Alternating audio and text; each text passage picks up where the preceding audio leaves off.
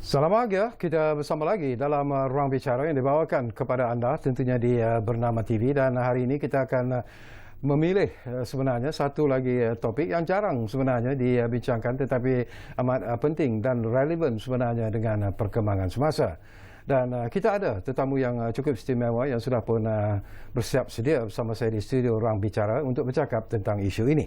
Baiklah, topik yang kita pilih hari ini di Ruang Bicara ialah peranan SIRIM dalam mencapai matlamat RMK12.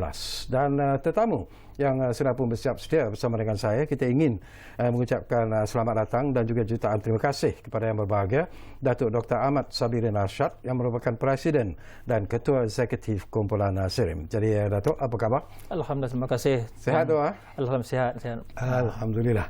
Baik, kepada anda, macam saya katakan, ini merupakan satu topik yang penting sebenarnya dan juga relevan dengan perkembangan semasa. Dan sekiranya anda juga ingin berkongsi pandangan dan juga pendapat ataupun bertanya apa saja berkaitan dengan topik ini, jangan lupa, seperti biasalah, kami sebenarnya menyediakan dua talian kepada anda, iaitu 03-2697-9768 dan juga 03-2697-9767. Jadi gunakanlah kesempatan ini untuk bertanya apa saja kepada tetamu yang menemani saya di studio Ruang Bicara hari ini. Baik, bila kita bercakap tentang SIRIM sebenarnya tu ya, ramai yang mungkin sudah pun mengenali SIRIM sebenarnya, kerana SIRIM sendiri mempunyai pengalaman kepakaran lebih 40 tahun sebenarnya dalam bidang penyelidikan dan teknologi. Jadi mungkin menarik jugalah kalau kita kongsikan dulu bersama dengan Datuk tentang peranan utama SIRIM di Malaysia ini. Barangkali Datuk boleh kongsikan. Okey, terima kasih Syakawi. Sebenarnya SIRIM ni penubuhannya kita sebenarnya adalah sebuah syarikat milik penuh kerajaan Malaysia di bawah Menteri Kewangan diperbadankan. Dan dulunya kita di bawah Kementerian Sains, Teknologi dan Inovasi. Dan pada hari ini kita diletakkan di bawah sebagai sebuah agensi di bawah Kementerian Perdagangan Antarabangsa dan Industri MITI, sejak tahun 2018. Dan alhamdulillah saya rasa di bawah kepimpinan Yang Berhormat Menteri Kanan Datuk Seri Azmin, kita telah melangkah lebih jauh ke hadapan, terutama dalam bidang-bidang tumpuan kita di SIRIM. Satunya adalah penyelidikan perindustrian, teknologi dan pengkomersialan. Nombor dua adalah dari segi pensijilan, pengujian dan juga pemeriksaan, testing, inspection dan certification. Nombor ketiga adalah pengukuran dan penentukuran. Dan kita juga mempunyai kepakaran dalam bidang latihan penyelidikan dan pembangunan standard industri. Kita banyak bangunkan industri standard. Kita juga bangunkan keusahawanan berdasarkan teknologi. Dan satu lagi, kita menyediakan satu perunding kepada reka bentuk pembungkusan di Malaysia. Seperti contohnya, SIRIM sebenarnya ada tiga fungsi utama, mandat utama yang diberikan oleh kerajaan. Adalah tiga fungsi. Satu commercial, satu lagi developmental dan satu lagi statutory. So ini tiga mandat yang dimandatkan kepada SIRIM oleh kerajaan Malaysia. Dan alhamdulillah SIRIM pada hari ini telah berjaya memenuhi mandat tersebut, malah melangkaui sebagai mandat tersebut dalam bidang commercial, development dan statutory. Dan mungkin ramai yang dah mengetahui SIRIM dalam bidang komersialnya. Kita mempunyai agensi anak syarikat seperti SIRIM QAS yang banyak melakukan pemeriksaan, testing dan memberikan ISO dan sebagainya. Kita juga mempunyai satu anak syarikat, kita punya bahagian yang membuatkan research, industri research kita yang memang terkenal dengan pelbagai penyelidikan yang lebih ke hadapan, yang maju. Dan satu lagi yang mungkin kurang diperkatakan adalah dari segi agensi kita, National Meteorology Institute of Malaysia, NMIM. Ini lebih kepada bidang meteorologi, penentukuran, calibration dan sebagainya. Dan NMIM jugalah yang bertanggungjawab bagi memastikan kita punya kilogram, kita punya masa kita punya panjang di Malaysia ni tepat dimensinya. Boleh dikatakan NMIM ni mempunyai sebagai satu kuasa bawah Akta 675 sebagai pemegang sukat dan timbang di Malaysia. Ini mungkin satu fungsi yang kurang dimaklumkan kepada ramai tentang salah satu agensi di SIRIM ni. Baik, sesuatu yang penting juga Datuk ya, sebelum kita pergi kepada fokus SIRIM pada tahun 2022. Dari segi penerimaan industri itu sendiri itu untuk mematuhi apa yang disebut sebagai perakuan SIRIM itu sendiri itu. Apakah setakat ini Datuk berpuas hati ataupun masih lagi ada sebenarnya kelompok kelompongan di sana sini yang perlu diberi perhatian yang serius oleh semua pihak sebenarnya. Sebenarnya kalau dari segi puas hati memang mungkin tak puas hati lagi lah ya. Pasal kita rasa lagi ada ruang lingkup di mana kita dapat memperbaiki lagi usaha-usaha penerimaan dan penggunaan barang-barang yang disahkan oleh SIRIM. Walau bagaimanapun pencapaian kita pada hari ini amat membanggakan. Berkaitan hampir ke semua barang elektronik yang mandatory, semuanya telah disahkan oleh industri. Satu cabaran kita pada hari ini bila kita banyak mengimport barang-barang daripada luar. Dan barang-barang ni banyaknya mempunyai, sekiranya dia mandatory, tak ada masalah. Isu di sini sekiranya dia voluntary, bukannya secara sukarela. Jadi kita nak pastikan konsumer kita selamat memakai atau membeli barang-barang yang berkualiti. Contohnya penggunaan oksigen meter yang hari ini saya rasa ramai orang pakai oksigen meter di rumah. Dan mungkin dia masih lagi bersifat voluntary. Jadi kita nak pastikan supaya alat ni dia sekiranya katakan 98% oksigen level tu tepat. Itu yang kita nak cuba bekerjasama dengan pihak Kementerian Kesihatan untuk membolehkan bidang-bidang macam ini menjadi satu kekuatan atau membagi satu kepuasan bagi pengguna-pengguna Malaysia membeli barang-barang Malaysia. Secara ikhlas juga, Datuk, kita bercakap tentang isu yang penting sebenarnya untuk berbicara tentang perakuan SIRIM itu sendiri, pengesahan daripada SIRIM itu sendiri. Setakat ini berapa banyak ataupun how serious actually itu dari segi laporan yang diterima oleh SIRIM sendiri, kerana ada pihak-pihak yang mungkin tidak mendapat ataupun tidak menggunakan apa yang sepatutnya dilakukan, iaitu mendapat perakuan dan juga pengesahan SIRIM sebelum dijual kepada orang ramai. Jadi apakah itu masih berlaku sebenarnya, Dok? Saya rasa kes-kes di mana penggunaan secara haram oleh industri saya rasa amat kurang sekarang ni. Disebabkan mungkin pemantauan dan penguatkuasaan oleh pihak KP dan HCP. Saya rasa itu satu kerjasama antara SIRIM, MITI dan KP dan HCP yang amat baik. Dan kita telah berjaya mengurangkan penggunaan barang-barang yang terlarang, dan kita telah memastikan pengguna memahami apa dia SIRIM Trusted Mark. Jadi bila dia beli, dia nampak ini standard sub SIRIM, baru dia beli. Kita selalu war-warkan di media-media masa, di iklan-iklan, ada SIRIM baru beli. So kita tengok dalam kita punya, biasanya tengok dalam dekat-dekat dengan soket elektrik kita, kita ada dekat dengan peti ais ataupun perut nasi kita, ada SIRIM baru beli. Dan ini salah satu tanda kualiti yang dipercayai oleh rakyat Malaysia daripada zaman berzaman lagi. Mungkin kalau saya buat imbau balik pada tahun 1970-an, saya kata antara standard pertama yang kita bina di Malaysia bagi SIRIM adalah bagi helmet topi keledar. Dari dulu kita tahu bahawa penggunaan topi keledar ni dulunya bila ada SIRIM, tanda cop SIRIM, barulah orang beli. Pasal dia memberi keselamatan, kekuatan, dan diuji bagi memastikan penggunanya selamat bila dipakai. Cabaran di sini pun menarik sebenarnya, Datuk, ya. Saya suka bila Datuk sebut tentang ada SIRIM baru beli, tetapi mungkin juga di kalangan rakyat Malaysia, di kalangan setengah mereka itu merasakan bahawa harga itu memainkan peranan sebenarnya untuk mempengaruhi pembeli-pembeli sendiri, dan mereka mungkin menganggap bahawa sekiranya ada logo SIRIM di situ, mungkin harganya jauh lebih mahal daripada produk yang mungkin tidak mendapat perakuan SIRIM, produk-produk haram lah, seperti apa yang Datuk sebut tadi. Jadi apakah ini masih berlaku tu? Okay, sebenarnya kita produk-produk yang mempunyai pengujian dan pengesahan SIRIM sebenarnya harganya tidaklah mahal. Harga kita kompetitif. Kadang-kadang diwar-warkan seolah-olah mahal. Tapi harga kita sebenarnya kadang-kadang lebih murah daripada barang-barang terlarang.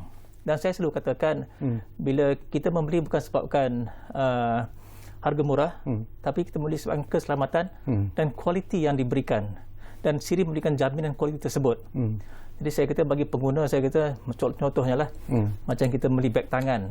Kita boleh beli beg tangan yang murah, tapi kenapa beli beg tangan yang mahal? Sebab kualiti yang diberikan jenama tersebut. Sama dengan SIRIM, kita berikan, bila ada SIRIM, kita ada jaminan kualiti. Jadi pengguna tidak akan kesal dan tidak akan rasa susah dengan sebenarnya pembelian yang ada tanda SIRIM. Okey, baik, kita pergi kepada fokus SIRIM sendiri Datuk, pada tahun 2022 ini. Silakan Tok. Bagi tahun 2022 ni sebenarnya kita ada banyak program kita, ada banyak perancangan kita pada tahun ni. Bagi kita inilah tahun baru kita baru mula balik ke secara fizikalnya di pejabat selepas lebih 2 tahun secara online, secara kita di bekerja secara maya. Dan pada tahun ni kita insyaAllah kita akan memperkenalkan 60 produk baru, new products daripada oleh SIRIM QS International. Dan juga inovasi yang dibangunkan oleh SIRIM Industrial Research. Ini ada 2 agensi kita di bawah SIRIM yang kuat, SIRIM QS International dan juga teknologi dan inovasi oleh SIRIM Industrial Research. Pada masa sini juga kita akan memperhebatkan lagi usaha-usaha pendigitalan, digitalization. Kita yakin bahawa effort to digitalize the organisation is an important element. Dan dia akan mempercepatkan tempoh delivery. Kita nak mempercepatkan tempoh delivery, kita nak memaksimalkan pengalaman customer experience, kita nak memastikan segala perolehan yang disampaikan kepada SIRIM dari segi HR-nya, dari segi procurement-nya, dan akhirnya kita nak mewujudkan satu perdagangan bagi mewujudkan satu SIRIM Mall. Dan ini kita nak. Dan satu lagi yang kita war-warkan, yang kita amat looking forward for 2022 ni adalah pembangunan frontier teknologi.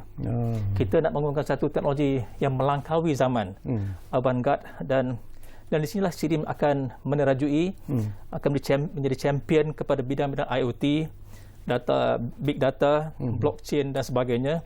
Dan SIRIM juga akan terus memperhebatkan aktiviti dalam pembangunan smart manufacturing. Dan insyaAllah pada pertengahan tahun ini kita akan membangunkan satu what we call sebagai satu Smart Manufacturing Experience Center, SMAC, di Bukit Jalil. Dan bagi smart manufacturing ini kita akan melihat ekosistem secara keseluruhannya.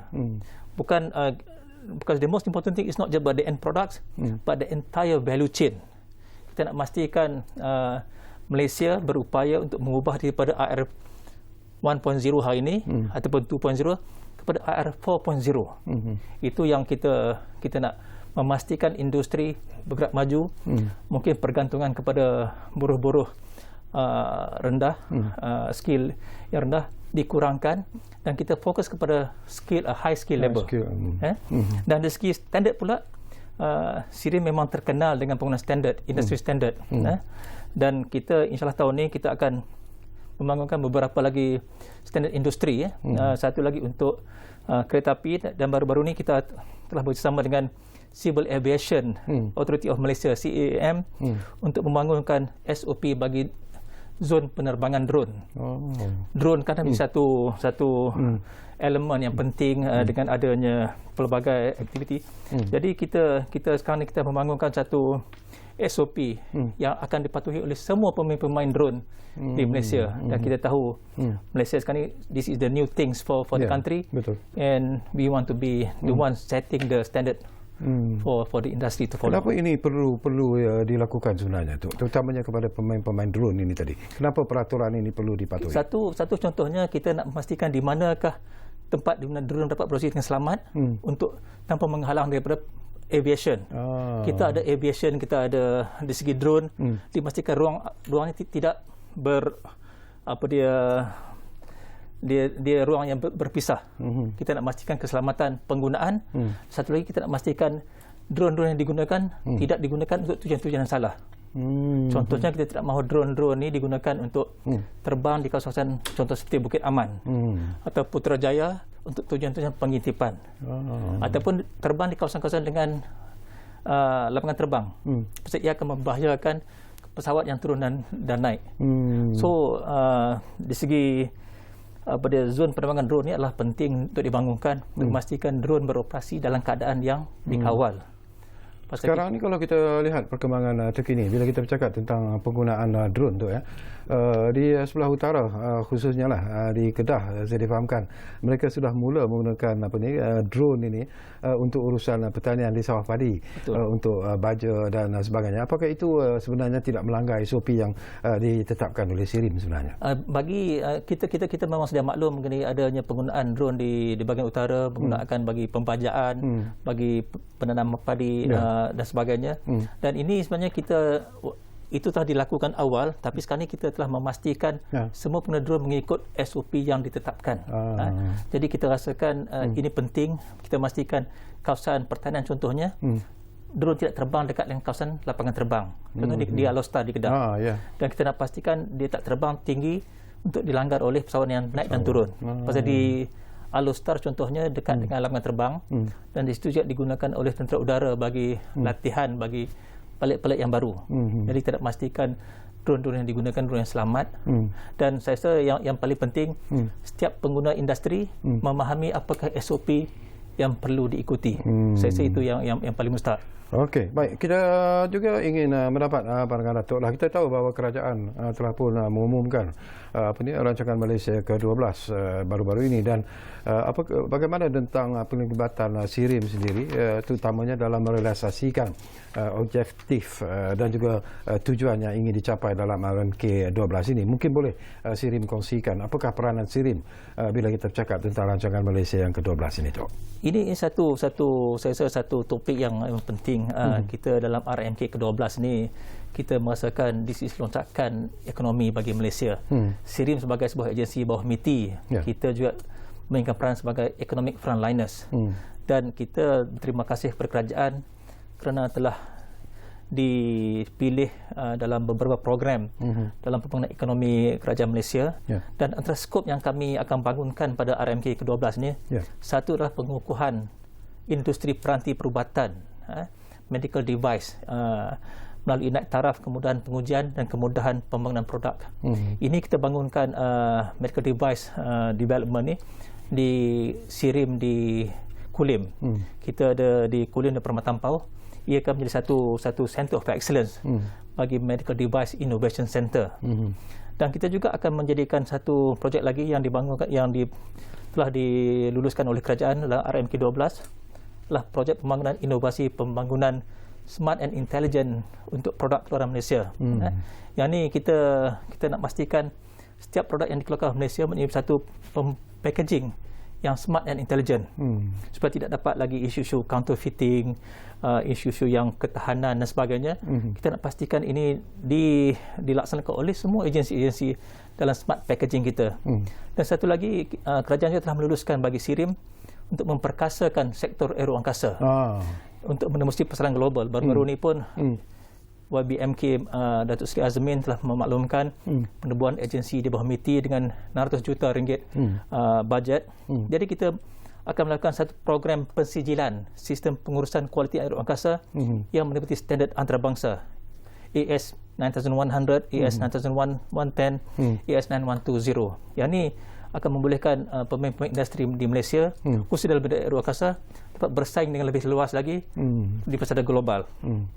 Dan nombor 3, kita juga diluluskan bagi membolehkan sokongan untuk pembangunan intervention dan pendigitalan bagi ekosistem, eco-industrial park. Ini satu yang kita amat alu-alukan, di mana Malaysia menuju ke arah ESG. Jadi kita memang amat melihatlah di mana keterlibatan SIRIM dalam RMK 12 ni, khususnya dalam Eco Industrial Park Development for the country. Baik, tadi Datuk sebut tentang penglibatan SIRIM dalam industri aeroangkasa. Ini juga sesuatu yang diberi penekanan dalam RMK 12 seperti apa yang Datuk sebut tadi.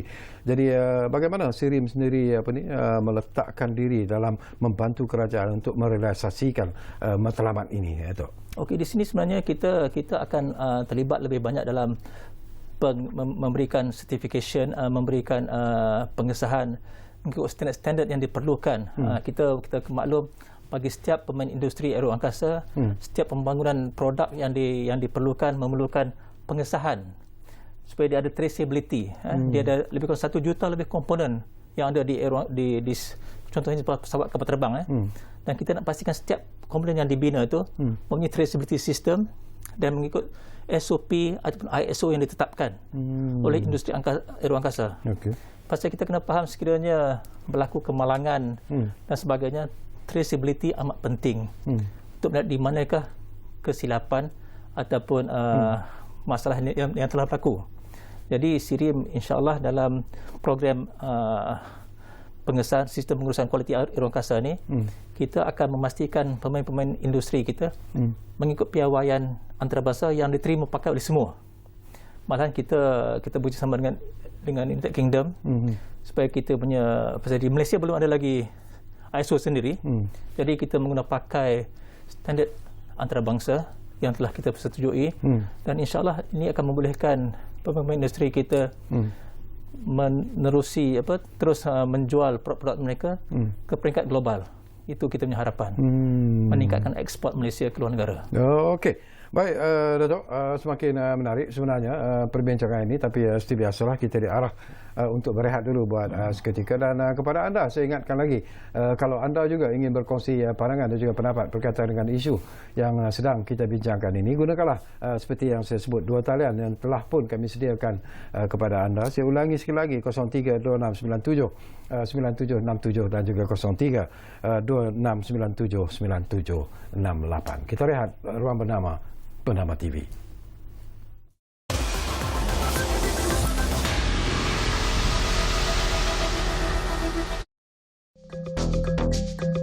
Ekosistem marine termasuk terumbu karang, rumput laut dan hutan bakau adalah amat penting dan memberi sumbangan dalam kemakmuran ekonomi, sosial dan alam sekitar. Nilai ekonomi yang boleh dijana daripada pemeliharaan ekosistem marine di taman laut adalah 8.7 bilion ringgit Malaysia setahun. Bersama-sama kita lindungi dan memelihara kelestariannya. Jadilah pengunjung kawasan taman laut yang bertanggungjawab dengan mematuhi peraturan yang ditetapkan. Sertai aktiviti sukarelawan dan menyokong usaha pemeliharaan ekosistem marine. Kurangkan penggunaan plastik sekali guna. Peka dan menghargai kepentingan hidupan laut dan ekosistemnya. Amalkan penggunaan teknologi hijau. Lupuskan peralatan rumah dan bahan berbahaya dengan kaedah yang betul. Gunakan baju organik dan mesra alam serta tingkatkan pengetahuan mengenai ekosistem marine. Penggunaan aplikasi digital dalam kalangan rakyat Malaysia semakin memberangsangkan. Ini dapat dilihat dengan peningkatan pengguna perkhidmatan digital di portal My Government, pusat sehenti dalam talian yang menyediakan akses kepada pelbagai perkhidmatan kerajaan. Ayuh lihat beberapa perkhidmatan yang disediakan. Adam sedang bekerja dari rumah dan perlu memperbaharui lesen memandu dan cukai jalannya. Segalanya dapat diselesaikan di portal My Sikap. Bagi Vic, warga negara Malaysia yang kerap keluar negara untuk bekerja, perkhidmatan My Online Passport mempermudah urusannya kerana kini pembaharuan pasport termasuklah pembayarannya dapat dilakukan secara dalam talian. Usahawan muda seperti Jenny pula dapat menguruskan pendaftaran dan pelesenan perniagaan dengan lebih efisien dengan Malaysia Biz. Menerusi perkhidmatan e-lesen, Jenny dapat memohon lesen perniagaannya dengan mudah. Pendigitalan membawa kemajuan. Ayuh maju ke hadapan sebagai satu keluarga Malaysia demi kemakmuran bersama. Kita guna.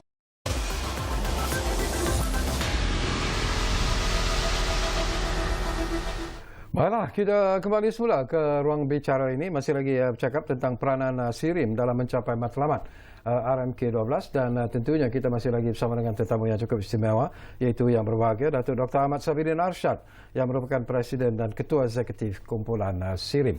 Baik, Datuk, saya juga difahamkan bahawa SIRIM juga sebenarnya memberikan perhatian yang serius tentang keupayaan kesihatan di negara ini. Jadi mungkin ini juga sesuatu yang perlu diwar-warkan kepada penonton-penonton kita. Silakan, Datuk. Okey, terima kasih. Sebenarnya kita dalam kesihatan ini kita ada dua aspek. Satu dari segi aspek peranti kesihatan. Contohnya kita membantu mengeluarkan, kita bantu bagi pengguna-pengguna peranti perubatan ni, medical device, meningkatkan daya saingnya dengan kita punya pengesahan, kita punya ujian kita, pemeriksaan dan pensijilan. Dan kita juga lakukan latihan-latihan yang berkaitan. Contohnya satu yang saya katakan tadi, Medical Device Innovation Center yang bertempat di Kulim ni, kita telah banyak melakukan banyak dia punya pembangunan produk yang mungkin ramai tak tahu. Contohnya kita telah bangun lebih daripada 200 tengkorak bagi pesakit-pesakit barah dan aksiden. Dan lebih kurang 200 lebih pesakit yang dah guna pakai tengkorak ni bila kepala dia buat tengkorak ni, dan digunakan tengkorak yang dibangunkan oleh SIRIM.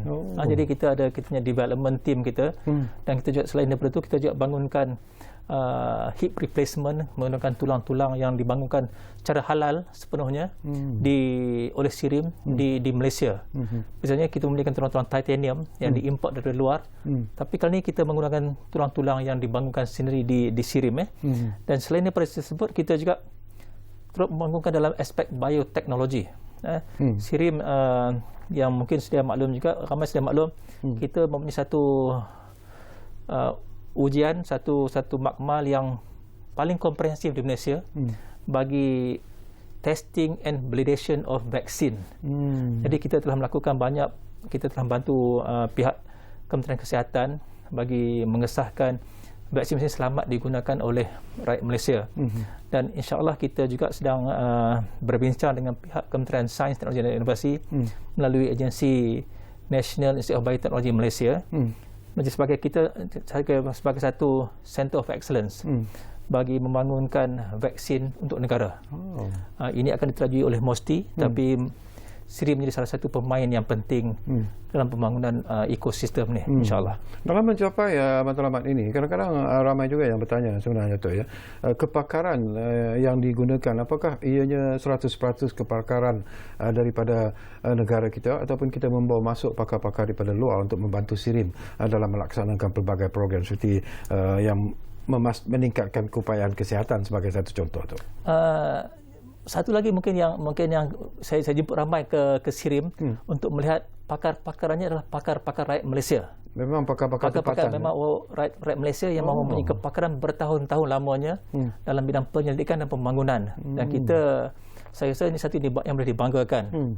Mungkin orang rasakan kita menggunakan teknologi dari luar, kita menggunakan kepakaran luar, tapi sebenarnya anak-anak jati Malaysia yang membangunkan teknologi, yang melakukan research bertahun-tahun lamanya, and kepada kita these ada unsung hero. Betul. Ini yang pemain di belakang tabir yang banyak melakukan kerja-kerja, dan kita lihat di sana ujian-ujian dilakukan dengan arnabnya, dengan tikusnya, dan kita bekerjasama dengan Kementerian Kesihatan untuk melakukan testing yang seterusnya. Jadi saya rasa di sini ujian dilakukan paling komprehensif. Malahan kita mempunyai macam mask yang saya pakai ni. Kita punya satu ujian yang kita gunakan bagi memastikan mask yang digunakan tidak dapat dilepasi oleh virus yang lebih kecil daripada COVID. Jadi macam mas saya ni tak tahu dia. Kalau dia kena desah oleh SIRIM baru boleh. Diluluskan oleh SIRIM. Itu nanti saya cek. Dia kena luluskan oleh SIRIM. Jadi kita nak pastikan pengguna-pengguna bukan setakat pakai mask yang cantik, tapi dia pakai mask yang selamat digunakan. Jadi sekarang ni kita memang memberikan aspek penting keselamatan, dan malahan kita dah maklumkan kepada ramai, malahan Perdana Menteri pun telah memakai mask SIRIM yang diluluskan oleh SIRIM. Pasal kita amat yakin ini perlu untuk keselamatan pemimpin dan semua rakyat Malaysia. Bila Datuk sebut tentang emas ni yang dijual di pasaran-pasaran kita dengan begitu meluas sekali, dengan harga yang ialah berpatutan dan sebagainya, apakah itu mendapat kelulusan SIRIM ataupun tidak sebenarnya? Ada yang dapat, ada yang tidak dapat. Macam kadang-kadang dikatakan kenapa SIRIM tidak buat apa-apa. Sebenarnya itu luar bidang kuasa kita. Kita cuma memberikan pengesahan mengenai produk emas contohnya, tapi dari segi bukan satu mandatory. Ada yang memakaikan emas daripada fabrik, sebabkan dia tidak punya satu mandatory, dia cuma keperluan memakai emas, tapi bukan memakai emas yang mempunyai pengesahan oleh SIRIM. Seperti macam topik ledah tu mesti ada pengesahan SIRIM, tapi emas belum sampai ke situ lagi. Tapi insya-Allah mungkin lepas ni Kementerian Kesihatan dapat lihat dan dirasakan patut ada satu emas yang diberikan oleh SIRIM untuk keselamatan rakyat Malaysia. Okey. Satu lagi persoalan sebelum saya nak pergi kepada apa yang disebut sebagai eco industry Industrial Park itu. Tapi sebelum Datuk sentuh tentang Eco Industrial Park ini, saya juga nak dapat pandangan Datuk secara ikhlas. Apakah dalam proses SIRIM melaksanakan pelbagai program, pelbagai projek, pelbagai perkara yang dilakukan itu, apakah wujud kerjasama SIRIM dengan organisasi lain dalam ataupun luar negara, terutamanya dengan pusat-pusat pengajian tinggi sebagai satu contoh? Apakah itu juga ada sebenarnya dilakukan oleh SIRIM? Okay, sebenarnya kita memang bekerjasama. Kita SIRIM sebagai satu organisasi penyelidikan dan komersialan tidak dapat wujud dalam keadaan bersendirian. And we cannot exist in silo as well. Yeah. And kita memang mempunyai kerjasama dengan hampir ke semua pusat penyelidikan di Malaysia dan luar negara. Dan kita juga mempunyai kerjasama dengan industri-industri dan juga dengan pihak kerajaan. Sebab kita yakin dengan polisi yang betul, dengan industri yang sedia ada, dan juga dengan universiti yang membangunkan bantu kita dari segi penyelidikan dan dari segi human capital. Inilah ekosistem triple helix yang lengkap bagi Malaysia melangkah ke hadapan. Itu penting bagi kita. Okey, baik, kita cuba bincangkan ataupun mendapat penjelasan tentang Eco Industrial Park ini, Datuk. Ini satu konsep yang diluluskan oleh kerajaan dalam RMK 12, Eco Industrial Park ni. Dia satu model baru bagi meningkatkan produktiviti bagi taman-taman industri di Malaysia. Kita ada banyak taman-taman industri di Malaysia, tapi belum ada satu taman lagi yang mengikuti konsep Eco Industrial Park. Kenapa kita mempromosikan Eco Industrial Park ni? Pasal kita nak memastikan setiap bahan buangan yang dikeluarkan oleh kilang-kilang di taman industri tersebut tidak dibuang begitu saja, tapi dipakai semula, diguna pakai semula. So basically Taman Eco Industrial Park ni mempromosikan zero circular economy tanpa bahan buangan, zero waste. Contoh bahan buangan yang dimaksudkan tu? Contohnya satunya yang kita akan bangun tahun ini, insya-Allah. Kita akan bangun satu kilang perindustrian di mana kita ada satu kilang kelapa sawit, di mana bahan-bahan kelapa sawit, empty fruit bunches tu yang telah diperah minyak kelapa sawitnya akan diguna pakai balik menjadi pellet yang kemudiannya dapat gunakan sebagai bahan api. Jadi tidak ada bahan buangan daripada empty fruit bunches tersebut, daripada buah tanah kelapa sawit. Dan bagi pokok kelapa sawit yang tua-tua pula, oil palm trunk-nya akan digunakan batang tersebut sebagai plywood, sebagai bahan bagi perabot. Jadi dia akan digunakan sebagai menjana kuasa dan sebagai menjana ekonomi. Jadi dia boleh berfungsi tanpa pergantungan pada grid negara. Dia boleh bertanggung sebagai off grid dan tidak ada bahan-buangan yang dibuang. Dan secara langsung ia akan menggalakkan kepada penjagaan persekitaran alam sekitar. Menarik. Dan ini akan memastikan kita amat yakin dengan program ini, sebab kita nak menyahut seruan kerajaan bagi net carbon zero 2050 yang telah dipersetujui oleh pihak kerajaan. Dan kita ingin membantu kerajaan dari segi carbon kreditnya, carbon tradingnya, untuk memastikan bahawa segala yang dijana ni memberi bantu kepada kerajaan balik pada masa depan, insya-Allah. Apakah program ini sudah pun dilaksanakan ataupun masih lagi dalam proses untuk melaksanakan? Kita telah melaksanakan pada peringkat kecil-kecilan, tapi pada tahun 2022 ni kita akan melaksanakan pada tapak yang lebih besar, seluas 100 ekar, insya-Allah akan dirasmikan nanti, akan dimaklumkan dengan lebih besar lagi. Tak tahu di negeri manalah, itu rahsia lagi. Masih lagi rahsia. Negeri Sulawesi ada tapi masih lagi rahsia, dan insya-Allah nanti akan dimaklumkan. Alhamdulillah. Baik, satu lagi yang menarik jugalah, ialah SIRIM dalam rancangan Malaysia ke-12 ini dikatakan juga akan membantu usahawan-usahawan mikro, kecil dan sederhana ini sebagai pemacu baru pertumbuhan. Apa yang dimaksudkan sebenarnya? Apa yang akan dilakukan oleh SIRIM? Sebenarnya kita melihat kepada micro small businesses ni satu sumber ekonomi yang bagi kita adalah satu fundamental untuk ekonomi. Bagi MSME ataupun SME ni bagi kita adalah satu ekonomi yang paling penting, yang patut diberikan perhatian oleh kerajaan Malaysia dan oleh industri juga. Pasal kita lihat sekarang ni kebergantungan kita lebih kepada FDI. FDI bagi kita, sekiranya FDI ni keluar daripada negara kita, ekonomi kita akan jatuh. Jadi kita nak bangunkan MSME kita, nak bangunkan SME kita bagi mengukuhkan fundamental ekonomi di Malaysia. Dan di sini juga akan memberikan peluang pekerjaan yang lebih baik. Dan kita memberikan banyak latihan-latihan. Kita ada program-program Groom Big.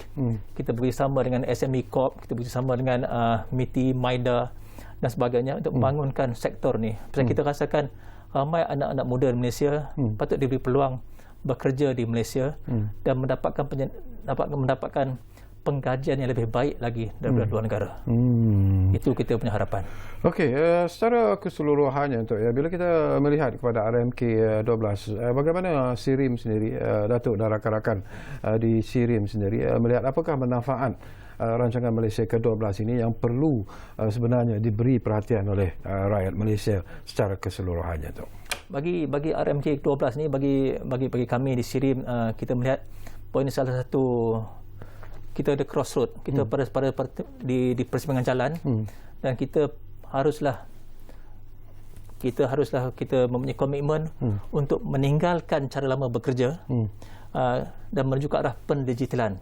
Itu pasal saya katakan tadi awal tadi, saya katakan SIRIM untuk melangkau kepada peranti teknologi. Jadi saya pun menyeru pada semua rakyat Malaysia kena berani untuk mempelajari benda-benda baru. And selalu saya katakan we need to learn new things to remain relevant. Sekiranya Malaysia tidak mahu menjadi dinosaur, kita harus menjadi satu pemain industri yang kehadapan. We are no longer the followers. We should be the leaders of the industry. And saya rasa RMK 12 begitu ambitious, dan tapi kita perlukan satu program yang ambitious bagi memastikan negara dipacu ke satu ekonomi yang lebih kental dan lebih kukuh pada masa depan. Bila Datuk sebut tentang satu ekonomi yang lebih kental dan maju ke depan, we are talking about the digital economy seperti apa yang diwar-warkan oleh kerajaan ketika ini tu, ya. Apakah Datuk melihat bahawa kita boleh mencapai apa yang dimaksudkan, dan apakah rakyat sendiri, masyarakat sendiri dan industri sendiri memahami apakah yang dimaksudkan dengan the so-called digital economy itu tu? Kita dari segi kita punya exposure dan segi engagement kita dengan industri, banyak dah yang memahami apa dia pendigitalan. Peri pentingnya dilakukan digitalization oleh industri, dan bagi graduan pun melihat kepentingan bagi mereka memberikan penekanan baru bagi bidang-bidang digital. Digital tidak semestinya seseorang graduan tersebut dalam bidang computer science. Kita mengatakan bahawa sesiapa saja yang mempunyai kebolehan ataupun keberanian untuk belajar benda baru boleh menceburi dalam bidang digital, dan tidak semestinya menjadi seorang programmer dan sebagainya, tapi banyak lagi aspek-aspek pendigitalan yang boleh diterokai. Dan kita katakan dalam bidang contohnya blockchain. Dalam bidang blockchain baru ni sedang kita lakukan satu blockchain bagi traceability untuk durian king, Musang King. Kita nak pastikan Musang King yang dieksport ke luar negara itu adalah Musang King yang tulen, dan kualiti yang disahkan, bukannya yang tidak disahkan ataupun dalam tempat yang tidak dibenarkan oleh negara-negara asing. Jadi kita nak pastikan apa yang diberi satu ekosistem, dari yang kita panggil di situ Musang King orchard to consumer. Jadi di segi blockchainnya ada pemain agriculture-nya, ada pemain codingnya, programmernya, ada pemain perniagaannya, tapi ekosistemnya adalah sistem digital. Jadi mau tak mahu saya rasa kita kena ada keterlibatan. Saya rasa macam kita jugalah. Dulu kita biasa membaca surat khabar, tapi sekarang kita baca banyak news online. Dulu kita tak biasa pakai telefon touch screen, sekarang kita pakai telefon touch screen. Itulah adaptasi minda kita, adaptasi manusia bagi maju ke depan. Bila Datuk sebut tentang adaptasi kita ke arah maju ke depan itu sendiri, in terms of our education system, sistem pendidikan negara kita, ialah kerajaan dalam RMK 12 juga memberikan, ataupun dalam bajet yang telah pun diluluskan untuk 2022 itu juga memberi penekanan kepada pendidikan yang bersifat teknologi vocational ataupun TVET. Apakah Datuk melihat itu satu langkah yang perlu juga mendapat sambutan hebat daripada pelajar-pelajar kita, daripada masyarakat kita, supaya kita boleh beralih kepada satu arah seperti apa yang Datuk sebut tadi lah, digital economy itu betul-betul tercapai sebenarnya. Betul. Sebenarnya dalam untuk pekerja masa depan, mungkin lagi kita tidak perlukan pekerja yang dilatih secara lama. Kita memerlukan TVET memiliki peranan yang penting dalam penggunaan sesebuah negara pada masa depan. Pasal kita memerlukan ramai yang memahami teknologi yang dapat mengaplikasikan teknologi dalam kehidupan seharian. Contohnya di negara-negara barat yang telah lama berkecimpung dalam TVET, contohnya Germany, negara Jerman, dia mempunyai satu fokus utama kepada technical education, dan dia bukannya setakat memberi teknologi kejuruteraan, tapi kepada technician. So kita masih lagi ada kelompangan dari segi technical support untuk engineering tersebut. Jadi di sini TVET memberikan peran sebagai engineering technologies. Dan saya rasa usaha kerajaan melalui MBOT, Malaysia Board of Technologies, membangunkan teknologi-teknologi amat penting bagi memastikan kelompangan ini diisi dengan cepat. Dan kita nak memastikan adaptasi oleh masyarakat dan untuk memahami teknologi dengan lebih cepat dapat dilaksanakan oleh sistem pendidikan yang dilakukan pada hari ini, insyaAllah. Pandangan Datuk sendirilah, apa lagi penambahbaikan teknologi dan inovasi yang ingin dilaksanakan bagi memastikan bahawa sektor ekonomi negara itu dapat betul-betul mencapai ke tahap yang kita harapkan sebenarnya, Dok? Di segi saya rasa untuk maju ke hadapan, saya rasa banyak yang boleh dilakukan. Satunya macam saya katakan, apakah niche bagi Malaysia? Malaysia sebagai sebuah negara berasaskan pertanian dahulu. Contohnya kita mempunyai lebih kurang 12 bilion ekonomi bagi 60 bilion ekonomi bagi kelapa sawit. Di manakah usaha-usaha untuk mengotomasikan harvesting of palm oil fruit tersebut? Ini adalah satu game changer. Kerana kita menggunakan labor-labor yang masih lagi skill labor, low skill labor. Tapi sekiranya ini dapat digunakan secara otomasi, kita menggunakan drone dan juga satellite images untuk memastikan semua pokok-pokok yang telah masak boleh dituai. Jadi banyak kita akan mengurangkan pembaziran dan memastikan maksima production kepada rakyat. So di sinilah saya rasa kita melakukan satu pembaharuan di segi teknologi berasaskan niche area negara. Kita tak boleh buat sesuatu dengan process of doing it, tapi we must understand what do we want to achieve for the country. Okey, Tok, kita akan berehat buat kali terakhir dan kembali nanti. Mungkin tidak banyak lagi masa yang tinggal, tapi ada lagi persoalan-persoalan yang mungkin sempat saya kongsikan bersama dengan tetamu kita di studio, iaitu yang berbahagia Datuk Dr. Ahmad Sabirin Arsyad, Presiden dan Ketua Eksekutif Kumpulan SIRIM. Kita rehat buat kali terakhir.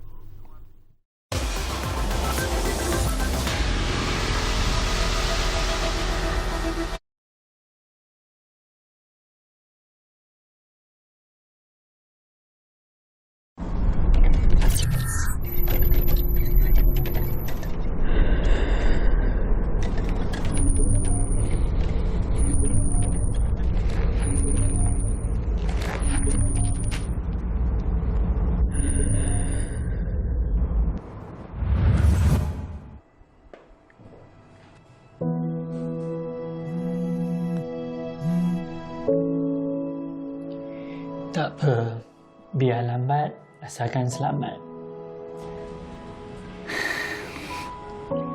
Sikit-sikit, lama-lama jadi bukit.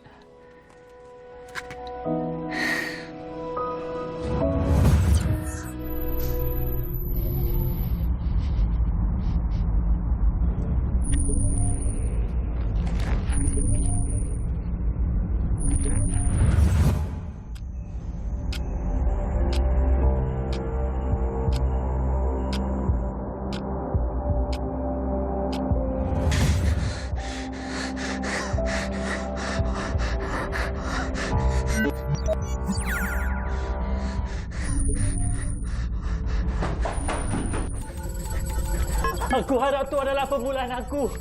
Aku nak kembali ke masa lepas. Tolong. Aku nak ubah semuanya.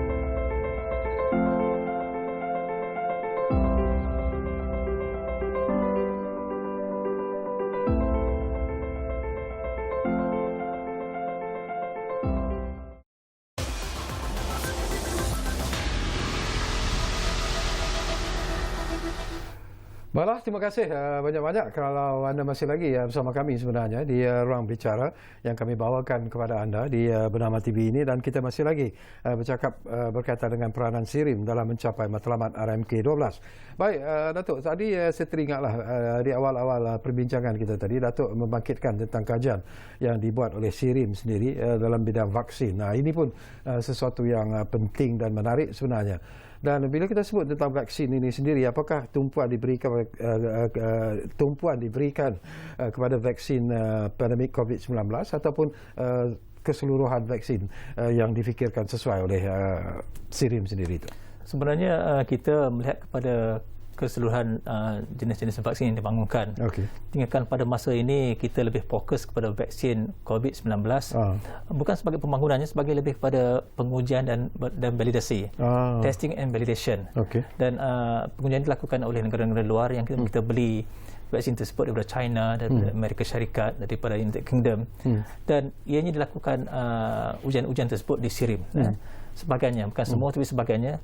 Dan di sini mungkin saya boleh nyatakan ujian yang kita lakukan di SIRIM melalui proses-proses yang begitu ketat dan SOP yang begitu ketat sekali yang dah diperlukan oleh negara-negara pengeluar dan juga oleh Kementerian Kesihatan Malaysia. Dan kita lakukan ujian ni, selepas dilakukan ujian kita lakukan atas haiwan-haiwan yang kita lakukan ujian tersebut, dan selepas tempoh 2 minggu lepas ujian tu, kita akan buat satu bedah siasat pula. Melihatkan apa dia punya kesan-kesan dari vaksin yang diambil. Dan kita lihat di sini tidak ada kesan-kesan negatif, negatif yang patut yang kita risaukan. Dan semuanya memberikan satu kesan positif bagi menghindar atau mengurangkan kesan negatif COVID-19. Jadi dan saya rasa banyak yang bercakap mengenai mungkin ada dalam vaksin tersebut ada magnet lah, ada microchip lah. Semua itu tidak ada. Semua tidak ada.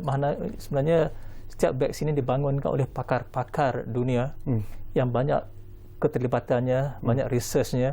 Bukan sehari semalam baru buat, tapi dah lama dibangunkan oleh ramai manusia, dan bukan satu genetik yang dilakukan oleh benda lain. Jadi saya ingin memberi keyakinan apabila SIRIM telah melakukan ujian-ujian ini dan melakukan tidak ada kesan sampingan, dan insya-Allah ingin selamat digunakan oleh semua lapisan masyarakat Malaysia. Tapi apakah ujian yang dibuat oleh SIRIM ni, Datuk, adalah sebelum vaksin ini digunakan ataupun selepas vaksin ini digunakan? Kita melakukan ujian ini sebelum ianya dibenarkan digunakan untuk rakyat Malaysia. Okey. Jadi kita memastikan ianya selamat digunakan dan tidak ada kesan sampingan. Jadi kita ada testing kita dan validation kita. So ada 2 aspek yang kita lakukan. Satu testing, pengujian, dan validasi atas ujian tersebut. Jadi dua-dua ini kita lakukan dan tidak kesan sampingan negatif yang kita perhatikan. Jadi kita yakin bahawa Malaysia, saya terima kasih kepada kerajaan kerana yakin akan keberkesanan vaksin tersebut. Sebab satu ikhtiar kita untuk mencegah dan melawan COVID-19 pada hari ini. Okey, berlainan dalam media sosial ini pun sesuatu yang cukup penting sebenarnya itu, untuk kita perjelaskan. Ada yang mengatakan bahawa memang mereka sendiri mengalami side effect ataupun kesan sampingan apabila mengambil vaksin, terutamanya the third dose itu ataupun booster itu sendiri. Apakah itu sesuatu yang berfakta ataupun lebih dimainkan oleh mereka yang bersifat anti vaksin sebenarnya? Bagi kita, bila sesuatu tu ada kesan sampingannya, mungkin disebabkan dia mempunyai latar belakang penyakit yang berbeza. Bagi seseorang manusia yang sihat, insya-Allah tidak ada kesan sampingan yang patut dirisaukan. Mungkin dia mempunyai satu alahan bagi ubat tersebut. Mungkin dia juga penyakit kanser, ataupun dia pun mungkin juga sebagai selepas diambilnya vaksin tersebut tidak melakukan rehat yang cukup. Jadi kita disuruh rehat sebelum dan selepas mengambil vaksin, tanpa melakukan aktiviti-aktiviti yang mungkin mengganggu kesihatan kita. Jadi satu lagi, saya kebanyakan yang mengadu kesan sampingan biasanya mempunyai penyakit-penyakit yang memang sedia ada, dan ini memberi satu trigger effect tersebut. Tapi bukannya negatif, mungkin lepas hari 2 dia sembuh balik dan memberikan antibody yang lebih kuat bagi penerima vaksin tersebut. Apakah proses yang dilakukan, iaitu proses ujian ataupun testingan, validation ini masih dilakukan oleh SIRIM bila kita bercakap tentang vaksin itu? Ya, kita masih melakukannya lagi dan masa hari ini kita bekerjasama dengan agensi-agensi penyelidikan kerajaan dalam menambah baikkan apa yang boleh dilakukan bagi Malaysia. So ujian ini memang berterusan dan alhamdulillah pakar-pakar kita memang sentiasa sebagai macam saya katakan economic frontliner. Walaupun negara dilanda MCO dan sebagainya, mereka-mereka ini masih lagi masuk office, masuk pejabat, masuk makmal memastikan rakyat Malaysia dijamin kesihatannya. Okey, kita hampir-hampir di penghujung ruang bicara sebenarnya. Datuk ya. Mungkin harapan SIRIM sendiri terutamanya untuk menjadikan Malaysia ini terus makmur, inklusif dan juga mampan pada masa hadapan. Jadi mungkin kita dapatkan pandangan Datuk. SIRIM sebenarnya kita sentiasa memberikan peranan kita kepada sektor-sektor pembuatan. Kita rasakan manufacturing sector ini sebagai satu sektor yang berkepentingan bagi Malaysia dan kita mempunyai kepakaran dan asas pengetahuan bagi inclusivity, bagi memastikan the entire supply chain for manufacturing is being addressed. Kita ingin menambah baikkan sektor pembuatan, teknologi dan perkhidmatan. Ini kita punya core business kita untuk melihat pada sektor pembuatan. Macam saya katakan, kita akan ada Smart Manufacturing Experience Center di Bukit Jalil dan saya ingin jemput semua untuk hadir ke Bukit Jalil nanti bila kita rasmikan pusat tersebut. Satu lagi, kita ingin menjadikan SIRIM sebagai the new peneraju dalam frontier teknologi. Dalam sini kita ingin memastikan kita menjadi satu champion. Bila orang masuk ke SIRIM, orang lalu ke SIRIM, dia ingat teknologi, dia ingat SIRIM. So kita nak jadi avant-garde, macam kadang dulu orang naik Mercedes avant-garde, melangkaui zaman. Kita melihat ke depan. Kita bukan lagi melakukan ke belakang, tapi dulu di SIRIM kita adakan 3D printernya dan sebagainya sebelum orang ada. So kita akan jadi peneraju. This is where people come and test bed their new technologies in the countries. Itu satu dari segi frontier teknologi. Satu lagi, kita akan memastikan untuk penerimaan teknologi baru ni dan meningkatkan produk-produk yang kompleks. Kita ada banyak kompleks produk dan kita nak memastikan penerimaan oleh pengguna itu ada. Kita ada AR 4.0 tapi orang masih tak faham apa dia 4.0. Betul. Tapi kita memastikan otomasi berlaku pada semua peringkat di Malaysia, memastikan ekonomi kita bertambah. Dan akhir sekali, COVID telah mengubah cara kita bekerja. Dulu kita bekerja di pejabat yang cara biasa, tapi sekarang kita banyak dengan online-nya dan kita banyak menyebabkan kos dan kita menambahkan produktiviti. Dulu kalau kita boleh mesyuarat 3 kali satu hari, kalau mungkin 10 kali satu hari, dengan kita menukar dalam desktop kita menukar bilik mesyuarat kita. So kita SIRIM memang mempromosikan the new way of working as well. Kita melihat kepada SIRIM maju ke hadapan dalam kita ingin to champion not just technology but the new working environment as well, insyaAllah. Okey, sebelum kita berpisah, masih lagi ada sedikit masa Datuk, lebih kurang 2 minit. Itu tadi tentang harapan SIRIM sendiri. Tetapi apabila Datuk sendiri dilantik sebagai Presiden dan Ketua Eksekutif Kumpulan SIRIM, apakah Datuk berpuas hati dengan apa yang telah pun dicapai setakat ini oleh SIRIM, tetapi visi Datuk sebenarnya jauh lebih menjangkau daripada apa yang dilakukan oleh SIRIM sekarang ini? InsyaAllah, sejak saya ambil alih tugas sebagai Presiden dan CEO di SIRIM, saya rasa telah ada satu anjakan paradigma. Telah ada satu kebersamaan oleh semua warga SIRIM, keluarga SIRIM untuk menuju satu matlamat yang sama. Dulu mungkin kita bekerja secara silo, tapi hari ini kita bergerak sebagai satu pasukan. Dan kita, macam saya selalu katakan pada semua warga SIRIM, kita ada satu moto kita mestilah relevant, kita mestilah adding value dan making change. Itulah kerja kita setiap hari. Kita untuk maju ke depan, kita relevant, menambah baikkan, adding value dan making change every day in our activities. Itu kita punya motto RAM.